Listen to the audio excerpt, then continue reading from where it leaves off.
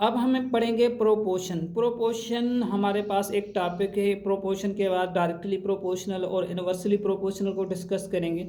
सबसे पहले हम प्रोपोर्शन को समझेंगे कि प्रोपोर्शन है क्या।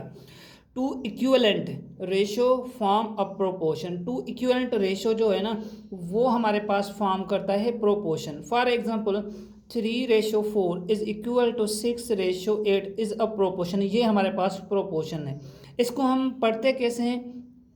3:4 इक्वल टू 6:8। इसको इस तरीके, अब ये जो इक्विवेलेंट की साइन है, the equivalent sign can be replace by this value. इस 4 डॉट से हम रिप्रेजेंट करते हैं। इस ये जो इक्विवेलेंट की साइन है ना, इसको ख़त्म करके हम ये 4 डॉट्स लगा देते हैं। ये जो हम रिमूव करते हैं, इसकी जगह हम इज इक्वल की साइन लगा देते हैं।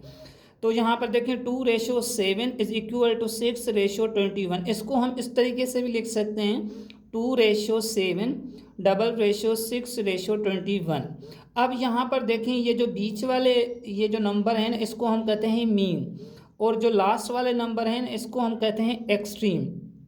तो मीन से मल्टीप्लाई होते हैं और एक्सट्रीम को एक्सट्रीम से मल्टीप्लाई करते हैं। प्रोडक्ट का मतलब ये मल्टीप्लिकेशन है। तो प्रोडक्ट ऑफ एक्सट्रीम, तो 21 और 2 को मल्टीप्लाई करेंगे, और मीन, प्रोडक्ट ऑफ मीन, इन दोनों को आपस में मल्टीप्लाई करेंगे। अब ये क्वेश्चन है कुछ, क्वेश्चन 1, क्वेश्चन 2, क्वेश्चन 3, इसको हम करेंगे तो आपको अच्छे तरीके से समझ में आएगा प्रोपोर्शन।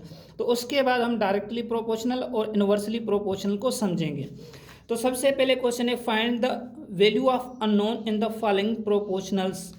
अब यहाँ पर देखें, ये है हमारे पास 33:3:X:27।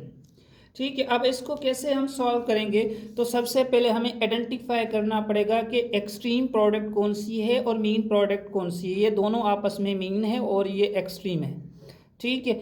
अब इन दोनों को हम मल्टीप्लाई करेंगे। 33 multiply by 27 is equal to 3 multiply by X. अब ये जो 3 है, यहाँ मल्टीप्लीकेशन में इस साइड लेके जाऊँ तो डिवाइड बन जाएगा। 33 multiply by 27 divided by 3 is equal to X. और 3 की टेबल 3 पे 1 टाइम और 33 पे 11 टाइम। 11 multiply by 27। 27 को मैं 11 से मल्टीप्लाई करूँगा, 7 2 क्रॉस की साइन 7 2, तो ये बनेगा 7 9 2 297। तो ये जो x का वैल्यू यहाँ पर, इसका वैल्यू होगा 297। अब सेम इसी तरह इसका वैल्यू फाइंड आउट करेंगे। 9:6 6:y। अब मीन को मीन से मल्टीप्लाई करेंगे और एक्सट्रीम को एक्सट्रीम से। ये बनेगा 6 multiply by 6, 9 multiply by y। 6 को 6 से मल्टीप्लाई करेंगे, यहाँ तो ऐसे करें, ये 9 यहाँ पर मल्टीप्लिकेशन में इस साइड लेके आएंगे तो डिवाइड बनेगा y। अब ये जो 3 की टेबल 9 पे 3 टाइम और 6 पे 2 टाइम। अब ये 3 बचता है, 3 को इस 6 से मल्टीप्लाई करेंगे तो, और डिवाइड करेंगे तो यहाँ पर 2 आएगा। 2 को 2 से मल्टीप्लाई करें 4y is equal to 4। That is the answer.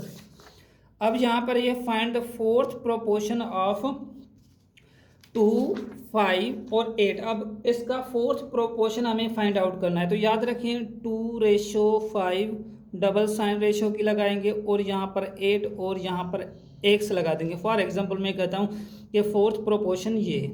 अब मीन को मीन से मल्टीप्लाई करेंगे, एक्सट्रीम को एक्सट्रीम से, तो 5 multiply by 8 is equal to 2x। अब ये 2 यहाँ पर मल्टीप्लीकेशन में इस साइड जाकर डिवाइड हो जाएगा। 5 multiply by 8 divided by 2 is equal to x। और 2 की टेबल 8 पे 4 टाइम, 5 को 4 से मल्टीप्लाई करेंगे 20। x का वैल्यू क्या है? 20। और फोर्थ प्रोपोर्शन क्या होगा? 20 हो गया। अब आते हैं क्वेश्चन नंबर 3 की तरफ। Find the mean proportion of 4 and 9। अब 4 और 9 का मीन प्रोपोर्शन फाइंड आउट करेंगे। तो वैल्यू हमें क्या गिवन है? 4 एंड 9। तो याद रखें 4:x डबल रेशो x:9, क्योंकि मीन फाइंड आउट करनी है। इन दोनों को आपस में मल्टीप्लाई करेंगे, इन दोनों को आपस में मल्टीप्लाई करेंगे, तो ये बनेगा 4 multiply by 9 is equal to x multiply by x। 4 को 9 से मल्टीप्लाई करेंगे 36 is equal to x square. 36 किसकी स्क्वायर है? 6 की, तो 6 स्क्वायर is equal to X square, square square में कैंसिल आउट, तो एक्स का वैल्यू क्या आया? 6। That is the answer.